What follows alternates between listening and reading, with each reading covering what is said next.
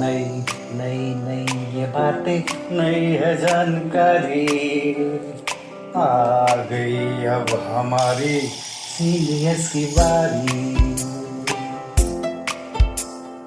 नई नई नई ये बातें नई है जानकारी। आ गई अब हमारी सीनियर्स की बारी। इनके अनुभव से अपनी बदली दुनिया सारी। इनके अनुभव से अपनी बदली दुनिया सारी। टाटा टाटी नाना नानी करते बातें प्यारी।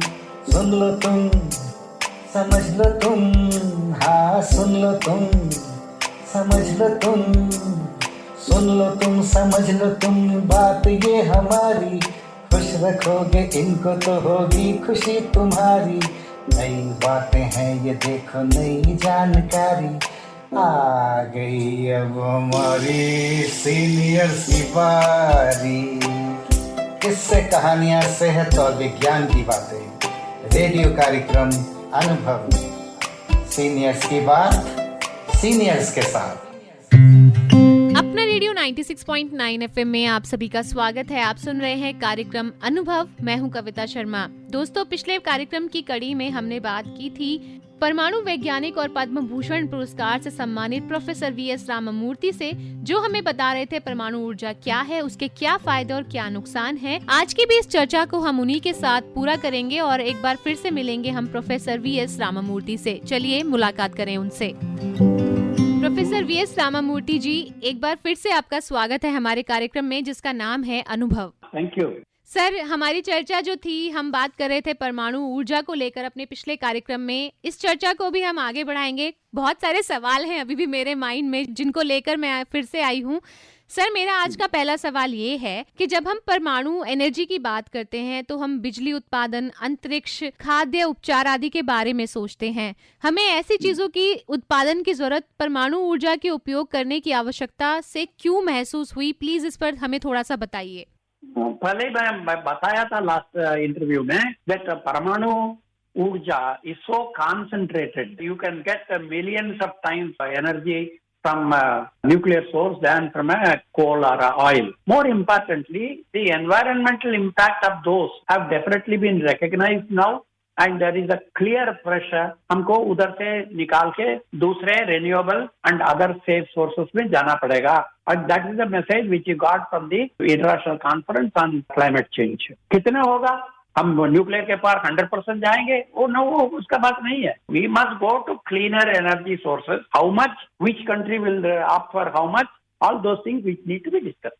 सर, पिछले कार्यक्रम में आपने बताया था कि ये कैसे हुआ, वो कैसे हुआ, और जो साइंस है वो हमें हमेशा इन सवालों के जवाब खोजने के लिए प्रेरित करती है। जब एक व्यक्ति साइंटिस्ट बनता है तो क्या सर हमें वो सारे सवालों के जवाब मिल जाते हैं? क्या साइंस में इतनी पावर होती है कि वो सारे जवाब हमें मिले? नहीं हो सकता है. साइंस और आर्ट्स और एनीथिंग, सभी जवाब सवालों को जवाब चाहिए तो नहीं मिल सकते. तो इंक्रीमेंटल है. कल आज से बेटर होना चाहिए and continuous this process will go on and that will be by a process of questioning, trying out different things, assessing what is the relevance and making a mid term correction. ये तो होता है, continuous process है. Right from millions of years वही चल रहा है, वही जाएगा. अभी भी कोई मैजिक सोल्यूशन नहीं दे सकता है. अगला सवाल है मेरा कि मानव जाति ने परमाणु ऊर्जा से परमाणु हथियार बनाने के बारे में कब सोचा, और अगर परमाणु हथियार बनाने की जो जरूरत है वो क्यों महसूस हुई, जबकि हम सभी जानते हैं कि पृथ्वी पर रहने वाले पूरे जीवन के लिए ये अच्छा नहीं है? इस पर आप क्या कहेंगे? देखो, हमारा सिविलाइजेशन है several thousands of years. Human civilization started millions of years ago. Wars have been fought. Civilizations have come, civilizations have gone. Materials have been used, different arms have been used, swords have been used, guns have been used. Paramanu, the bomb is also one such. उसका time आया, उसका time चला गया. आज ये country wants to progress economically or politically, bomb is not the solution. मेरे ख्याल से bomb का utility चला गया, अभी नहीं है. अभी थोड़ा जादूगर चल रहा है, दिखा के थोड़ा फ्राइटन करते हैं, बट काम को नहीं आएगा. This is my view, personal view. जी जी, पहले की जो कंट्रीज होती थी वो ज्यादातर ये डिपेंड करता था प्रोग्रेस की, कितना कितना किसके पास क्या हथियार हैं, लेकिन फिलहाल टेक्नोलॉजी बदली है और अपनी टेक्निक से हम लोग सारे जो हैं वो समृद्ध बन रहे हैं। वही सही है। अभी अभी ये वार्स होंगे मार्केट प्लेस पर, इस बैटलफील्ड नहीं है कहीं। जी बिल्कुल सर, आपने बिल्कुल सही कहा सर। लेकिन फिर भी क्योंकि आप इस दिशा में ही हमेशा रहे हैं, तो मेरा जो अगला सवाल है वो फिर से इसी दिशा से जुड़ा हुआ है कि ऑस्ट्रिया में अंतर्राष्ट्रीय परमाणु ऊर्जा एजेंसी नामक अंतर्राष्ट्रीय संगठन है जो कि परमाणु ऊर्जा के शांतिपूर्ण उपयोग को बढ़ावा देने और किसी भी सैन्य उद्देश्य के लिए इसके उपयोग को रोकने का प्रयास करता है। हालांकि हम सभी जानते हैं कि बहुत कुछ विनाशकारी हुआ है परमाणु ऊर्जा के चलते, तो सर ऐसा जो संगठन है इसको स्थापित आखिर क्यों करना पड़ा? क्या इसके नियंत्रण की भी जरूरत होती है और क्या वाकई कोई संगठन इसे नियंत्रित कर सकता है? जरूर कर सकता है। When IAEA was conceived and formed 50 years before, it was definitely to help all countries to make full use of the nuclear technologies, not for developing a bomb or anything like that. ये भी responsibility उसको आ गया। तो if somebody is doing clandestinely something, उसका एक नजर रखें, उसको बंद करें। ये दोनों कर रहा है अभी भी।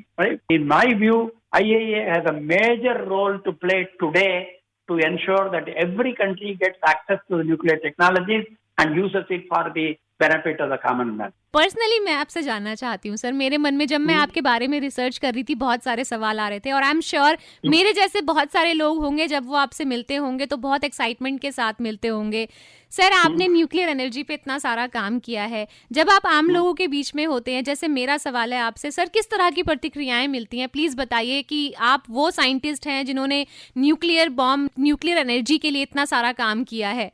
पहले यही क्वेश्चन आता है, ये न्यूक्लियर से मुझे क्या मिल सकता है, मेरा क्या होता है डे टू डे लाइफ में, how nuclear technology will help me. I always tell them, जब वो लाइट चलाने को ऑन करते हो, वो इलेक्ट्रिसिटी किधर से आता है आपको मालूम है? नहीं है मालूम है। इलेक्ट्रिसिटी तो आता है ग्रिड में से, वो न्यूक्लियर में हो सकता है, वो हाइड्रो हो सकता है और कोल से मिल सकता है। ये प्रॉब्लम है पहला।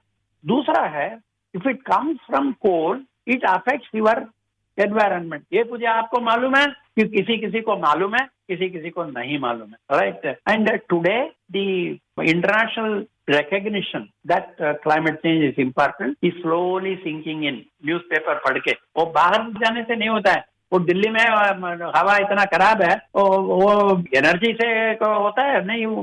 Not everybody understands that it's bad. You blame the politician, you blame anybody, but they don't understand that every step we take is important for this. So that is something which I keep telling everybody. Analyze all of them, and I'll explain what I understand. You tell me what you understand. We exchange. That's why I told you today, experts and common man, इनका बीच में जो discussion चल रहा है वो प्रवचन नहीं है, ये तो डायलॉग है। जो आपको क्या मालूम है वो बताइए, उसका क्या कंसर्न है वो बताएंगे, हम बैठ के डिस्कस करेंगे क्या करने का है, कैसे आगे बढ़ने का है। ये डिस्कशन चेंज हो रहा है अभी। सर हाँ, बिल्कुल आपने बहुत सही कहा, क्योंकि हर एक चीज जिस तरीके से डिलीवर हो रही है वो क्या वाकई वैसे समझ जा रही है, ये भी एक बहुत बड़ा तथ्य है कि क्या वाकई हम उस चीज को वैसे समझ पा रहे हैं जैसे वो होता है। लेकिन सर वैज्ञानिकों के बारे में अक्सर मैंने, क्योंकि इस बीच बहुत सारे वैज्ञानिकों से बात की है, सबसे मेरा यही सवाल रहा कि जो लोग साइंटिस्ट बनते हैं, जो लोग वैज्ञानिक बनते हैं सर, वो थोड़े से डिफरेंट होते हैं। क्या ये बात सच है? क्या सर आपका जो नेचर है वो कैसा, बहुत सीरियस रहने वाला है क्या? ऐसा है, वो 10 साइंटिस्ट हैं तो उनमें से 2-3 बात करता है तो who is not a scientist, वो कॉमन मैन से बात नहीं कर सकता है। बाकी लोगों को कॉमन मैन में बात करना डिफिकल्ट हो जाता है। मान लो I study English, you want me to give this answer in Hindi, I can not give. ये कम्युनिकेशन गैप है। ये communication gap normal human weakness है। It's not only for scientists, for everybody there is a weakness, and there is a communication gap is one of the weaknesses, and scientists are also are not immune to this communication gap. ये होता है। But on the other hand, आज का requirement ऐसा है, ये communication बात तोड़ना चाहिए। कैसे तोड़ेंगे? सबको चेंज नहीं कर सकते हैं, तो 10 साइंटिस्ट में 2 साइंटिस्ट बात कर सकता है, तो उन दोनों को थोड़ा एनकरेज करो, साइंस कम्युनिकेशन एनकरेज करो। हमारे यहाँ आपका इंस्टीट्यूशन है मास कम्युनिकेशन में, लेकिन यूनिवर्सिटी में होता है कि आप एक PhD कर सकते हैं साइंस कम्युनिकेशन। अभी हो रहा है। 10 साल के पहले कोई नहीं लेगा साइंस कम्युनिकेशन में PhD, अभी हो रहा है। तो ये किसी सबसे भी चीज चाहिए। बट फिर से वही बोल रहा हूँ, ये 10 साल 20 साल ह्यूमन हिस्ट्री में बहुत छोटा टाइम है। वी विल लर्न, आगे बढ़ेंगे। सर, हम भी अब अपने अगले सवाल पर बढ़ते हैं। सर, परमाणु जो संयंत्र हैं या परमाणु जो यंत्र हैं, उनसे बहुत सारी आपदाएं, बहुत सारे विस्फोट भी हुए हैं, जैसा कि हम सबने पढ़ा है अभी बुक्स में, और बहुत सारी कंट्रीज में बहुत सारी आपदाएं इसके चलते हुई हैं। तो मेरा सवाल ये है कि जो परमाणु सामग्री होती है, क्या उसको संभालने के लिए हमारे पास उचित उपाय नहीं किए गए हैं, या फिर ये कितनी खतरनाक हो सकती है अगर इसको ढंग से नहीं संभाला गया तो? मान लो ये इंडोनेशिया में ये एक एयरक्राफ्ट नीचे गिर गया। आप एक क्वेश्चन पूछते हो एयरक्राफ्ट टेक्नोलॉजी है या नहीं, ये सेफ है या नहीं? नहीं, ये एक्सीडेंट है। एक्सीडेंट तो होता रहता है। If you want the zero risk option नहीं मिलता है। हमें रोड पार करने का है तो 100% गारंटी है दैट मैं वो साइड पहुंच जाऊंगा? नहीं, एक्सीडेंट हो सकता है। बट इस एक्सीडेंट का मतलब ये नहीं है तो पूरा एक्टिविटी बंद करो।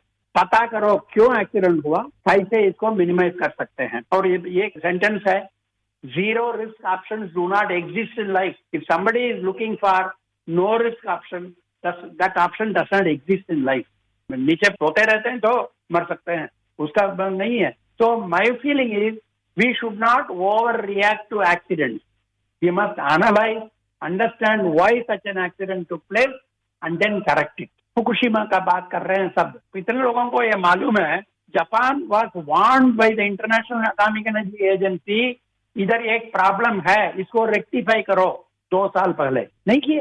वो सोच रहे थे नहीं बाद में करेंगे, इसमें जल्दी क्या है, बाद में करेंगे। ये बैठा है वियना में, हमारे यहाँ तो पावर चाहिए तो बाद में करते हैं। एक्सीडेंट हो गया, that should not take place.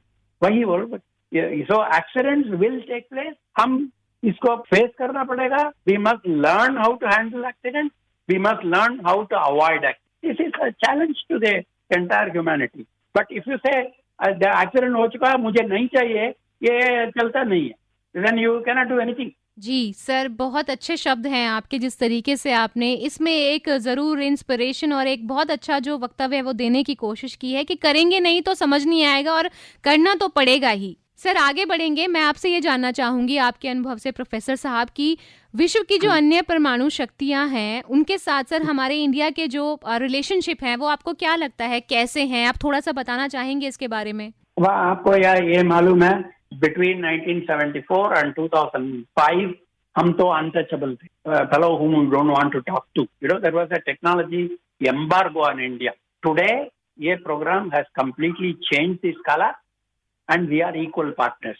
We are as good as you are or we are as bad as you are. But you cannot take it as we are nobody. No, वो सही नहीं है।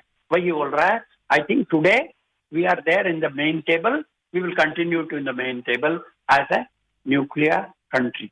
Not only bomb, nuclear technology country. मान लो in the area of fast reactors, many people recognize that you are a very ambitious fellows and आपका technology capability है, वो तो something internationally competitive. We are a partner, equal partner in the international tokamak experiment. So ITER, there are 8-9 countries. India is one of them. And in fact, India is one of the proposers of this program. And a lot of components for that program, which is coming up in France, was made in India and exported there, is already commissioned. So today we are equal partners. I think that is a change which has taken place between 1947 and 2021. We are no longer a developing country. We are equal partners in several areas of high technology, including nuclear technology.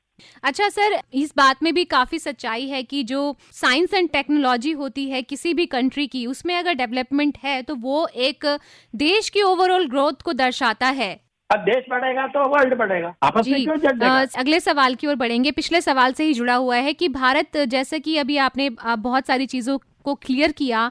अभी भी India जो है sir वो एक विकासशील देश है, लेकिन परमाणु ऊर्जा से बिजली का उत्पादन हम कर रहे हैं और बहुत अच्छा इस दिशा में आगे बढ़ रहे हैं। साल 2020-21 में भारत ने परमाणु ऊर्जा से 3.11% बिजली का उत्पादन किया है। क्या आपको लगता है कि सर ये आज के समय में पर्याप्त है या फिर इसको बढ़ाने के लिए और किस तरीके से कवायद चल रही है, क्या कदम उठाए जा रहे हैं? अभी नेशन का एक टारगेट है, एक 15-20% से इसको बढ़ाएंगे न्यूक्लियर को। वही टाइम पर सोलार और विंड को भी बढ़ाएंगे। अभी वो 5% 10% भी है, वो 60% तक बढ़ सकता है। थोड़ा coal and oil they will also contribute.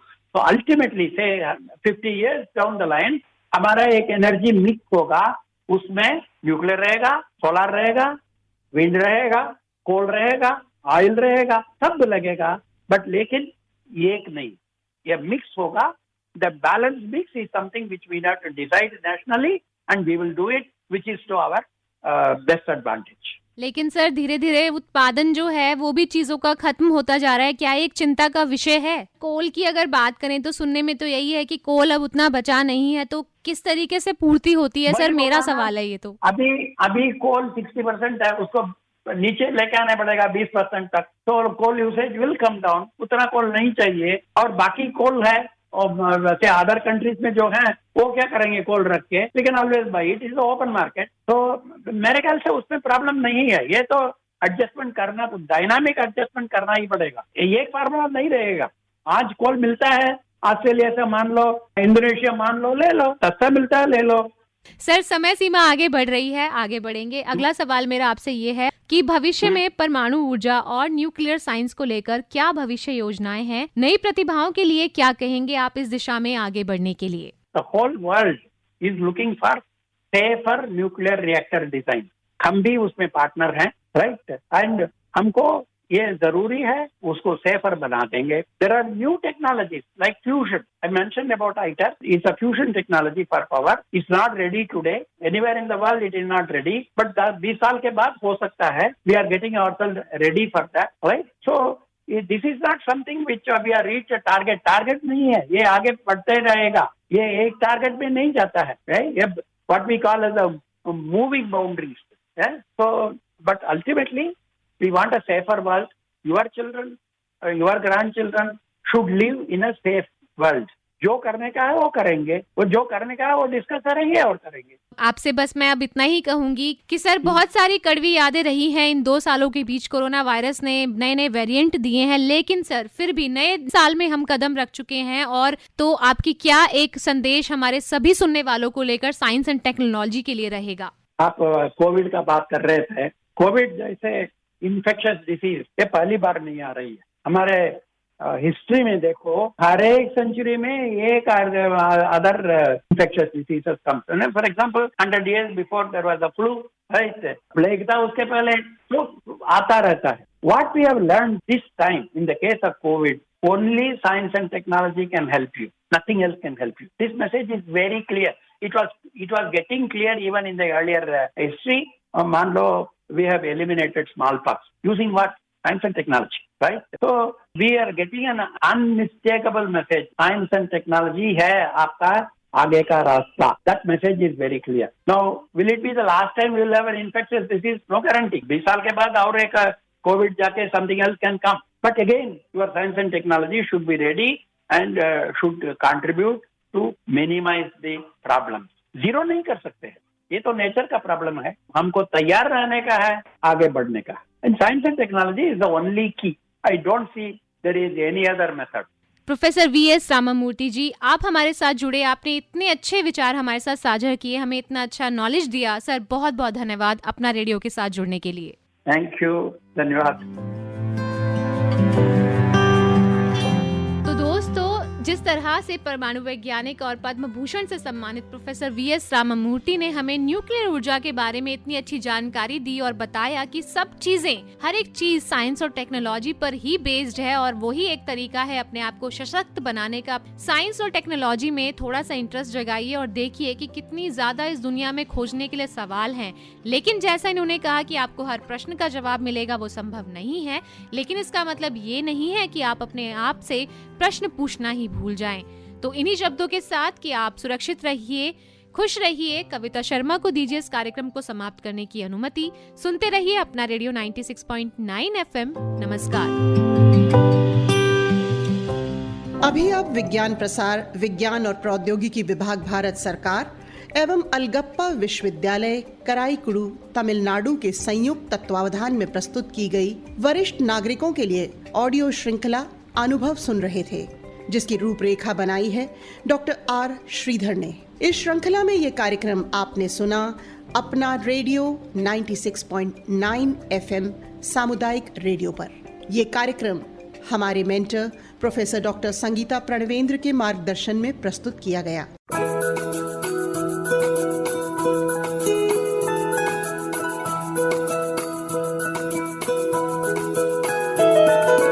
मेरी ख्वाहिशें, मेरे अरमान, मेरा बस यही सपना, जिंदगी में हर कोई समझे हम सफर मुझे अपना, अपना, बस अपना।